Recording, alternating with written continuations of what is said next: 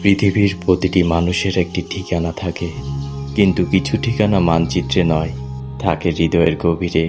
কচুয়া হয়তো কারো কাছে একটি উপজেলা, কিন্তু আমাদের কাছে এটিই শৈশব, এটিই প্রথম স্বপ্ন দেখা, এটিই বাড়ি। এই মাটিতে ছড়িয়ে আছে অসংখ্য পায়ের ছাপ, যেগুলো সময় মুছে ফেলতে পারেনি।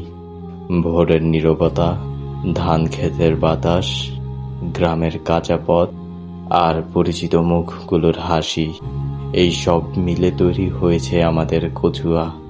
জীবনের প্রয়োজনে অনেকে আজ দূরে, কেউ শহরে, কেউ বিদেশে, তবুও একটি নাম শুনলে মনে ভেসে আসে অসংখ্য স্মৃতি।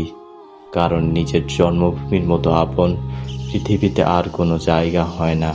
এটাই আমাদের কচুয়া, আর এই গল্প আমাদের সবার।